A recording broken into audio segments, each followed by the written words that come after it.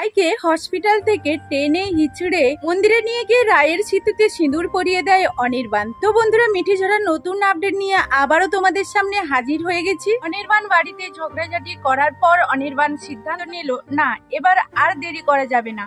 এবার যদি রায়ের জন্য আমি দেরি করি তাহলে অনেকটাই দেরি হয়ে যাবে। আমাকে এমন কিছু করতে হবে আমাদের মধ্যে যাতে আর কেউ বাধা সৃষ্টি না করতে পারে। এই কথা ভাবতে ভাবতে অনির্বাণ চলল হাসপাতালে। আর হাসপাতালে আসা মাত্রই রায় বলতে থাকে, কোথায় ছিলে তুমি এতক্ষণ অনির্বাণ? তোমাকে ফোনেও পাচ্ছিলাম না। তখনই অনির্বাণ বলে ওঠে, রায় তোমার আমার ওপরে বিশ্বাস আছে তো? আমাকে তুমি ভরসা করো তো? তখনই রায় বলতে থাকে, তোমাকে আমি খুব বিশ্বাস করি, আমার নিজের থেকেও আমি তোমাকে অনেক বেশি বিশ্বাস করি।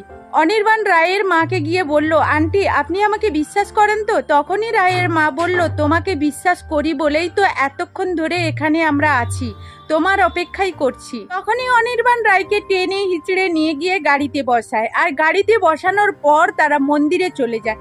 আর মন্দিরে গিয়ে রায়ের সিঁথিতে সিঁদুর দেবে। এমন সময় রায় বলে উঠলো, এটা কি সিদ্ধান্ত নিচ্ছ তুমি? তাড়াহুড়োর মধ্যে এমন সিদ্ধান্ত কেন নিচ্ছ? বিয়েটা হয়ে গেলে কি সব সমস্যার সমাধান হয়ে যাবে? রায় যখন একটার পর একটা প্রশ্ন করতে থাকে তখনই অনির্বাণ বলতে থাকে, তুমি যদি তোমার নিজের থেকে আমাকে বেশি বিশ্বাস করো তাহলে আমাকে কোনো ধরনের প্রশ্ন তুমি করবে না। অনির্বাণ মন্দিরের পুরোহিতকে বলে, এখনই আমাদের বিয়ে শুরু করুন।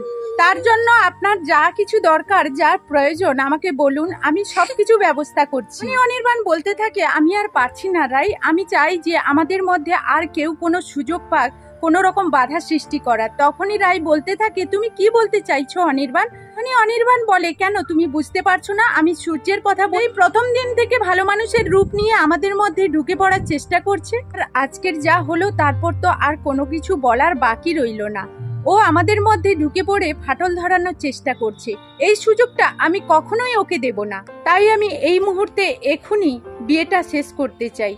তখনই রায় বলতে থাকে, এত হুড়োহুড়ির মধ্যে এই সিদ্ধান্ত নিও না। অনির্বাণ বলতে থাকে, আমি যখন ডিসিশন নিয়েছি আমি তোমাকে বিয়ে করব, তোমাকে স্ত্রীর সম্মান দেব, এই ডিসিশন থেকে আমাকে কেউ নড়াতে পারবে না। এই কথা শেষ করা মাত্রই অনির্বাণ পুরোহিত মশাইয়ের হাত থেকে সিঁদুরের কৌটাটা নিয়ে রায়ের সিঁথিতে সিঁদুর পরিয়ে দেয়। অনির্বাণ রায়ের দিকে তাকিয়ে বলে, আজ থেকে তুমিই আমার স্ত্রী। আমাদের মধ্যে কোনো ভেদাভেদ রইল না। আমাদের মধ্যে কেউ ফাটল ধরাতেও পারবে না। আজ থেকে আমাদের দুজনের পথ চলাটা একসঙ্গেই হবে।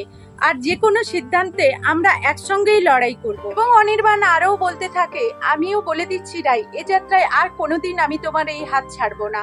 আমিও দেখবো কোন সূর্য এসে আমাদের মধ্যে ফাটল ধরায় আর কোন নীলু এসে আমাদের সম্পর্কের ভাঙন ধরায়। এবার লড়াইটা শুধু রাই তোমার সঙ্গে নয়, আমার সঙ্গেও নীলুর লড়াই হবে।